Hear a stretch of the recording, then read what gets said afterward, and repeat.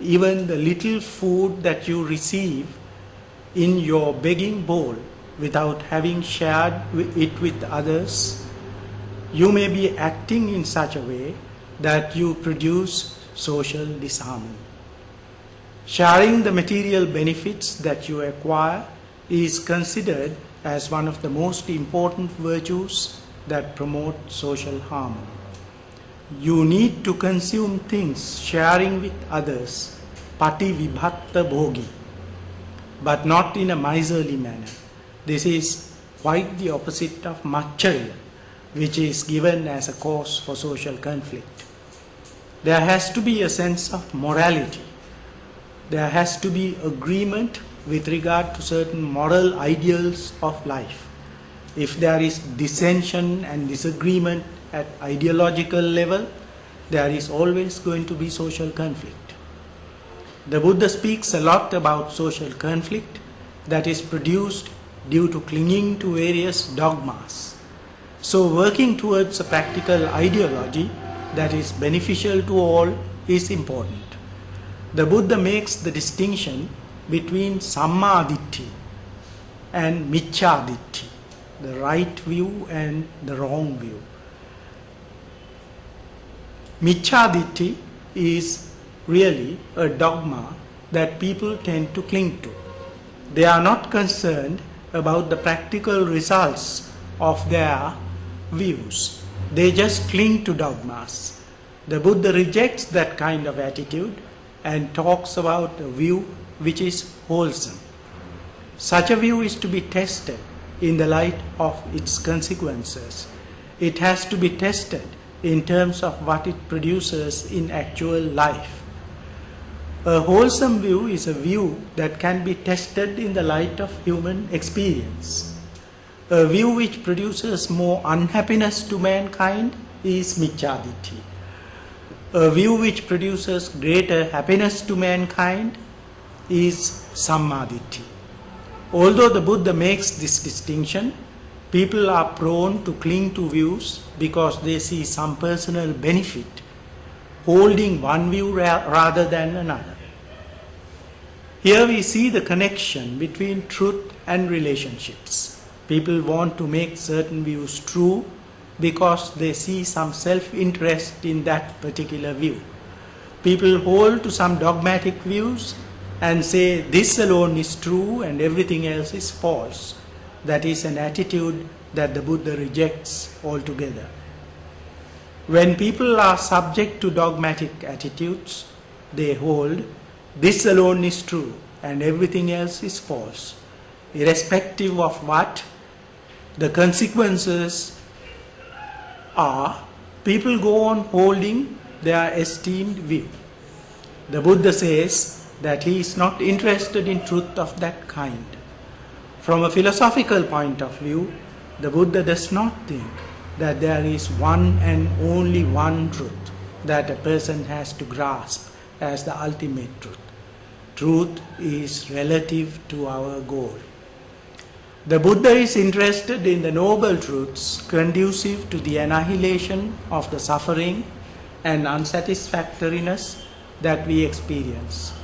Whatever truth the Buddha teaches is related to that goal. There are other truths that the Buddha is not concerned with. Those truths may be related to other goals that people have in mind. The Buddha is not concerned about an absolute truth that can be asserted as this alone is the truth and everything else is false. People quarrel about truth and despise others, saying that they are fools and that they do not recognize the truth. This is because they cling to a non-relative absolute truth. I don't think that the Buddha is concerned with truth in that sense. In another context, the Buddha speaks of root causes of dissension in society. Vivada Mula, the roots of dissension. Almost all the causes are psychological causes. First, people come into conflict because they are easily irritable, and the slightest provocation gives rise to anger. Such people are called people affected by kodhano and upanahi. Kodhano hoti upanahi. They always try to arm themselves with weapons to meet the attack. They are ready to fight. This is an attitude that leads to disharmony and conflict. Anger, irritability, and attitude of readiness to come into conflict with others. The second psychological cause is said to be one's unwillingness to recognize the goodness of another. One always wants to put down and conceal the goodness of another while exalting oneself and disparaging others. The Buddha calls such people makhi hoti palasi. This is also an attitude common to most people, the non-recognition of the goodness of another, thinking that the most exalted person in the world is oneself alone. That is extremely common among mankind. This is an attitude that leads to social disharmony. The third is envy and miserliness, and we have already dealt with that. People may be deceitful and dishonest, of cunning behavior, intent purely on self-interest. Such people are described as people who are sato and mayavi. Such people are prepared to do anything in order to achieve their objectives. I think we witness such behavior in the political life. People may have desires that are evil when they do not examine the source of their wants. Papicho hoti icha pakato.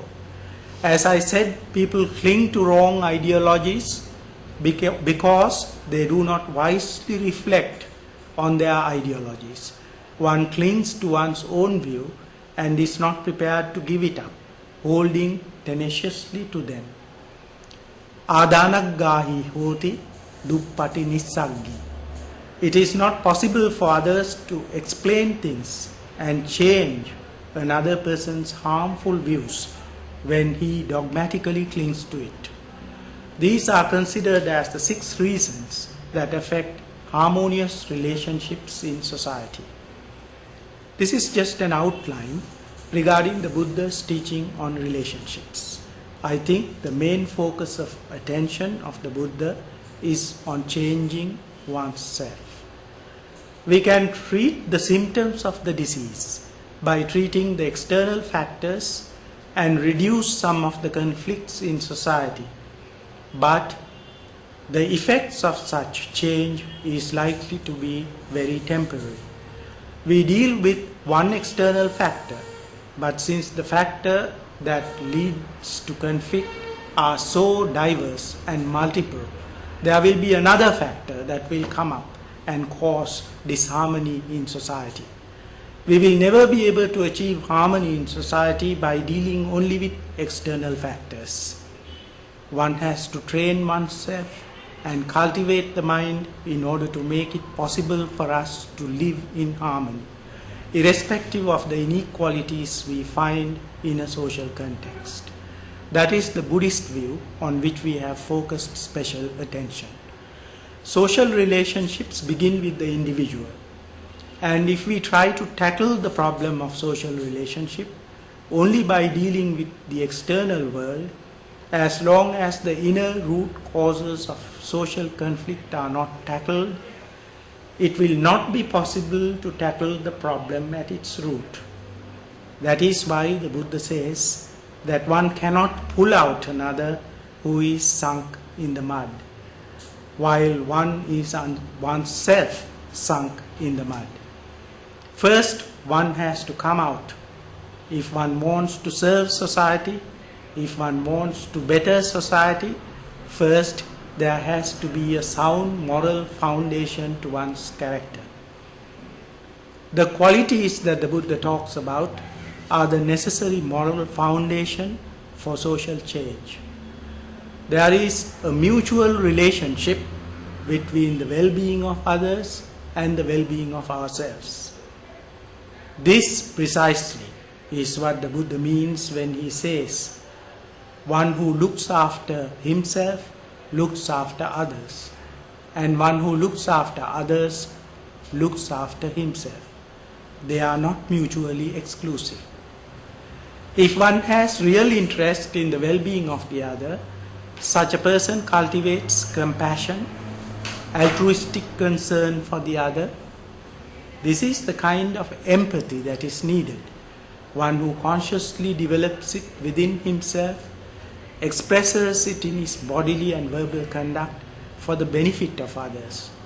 There is no conflict between self-regarding virtues and other regarding virtues.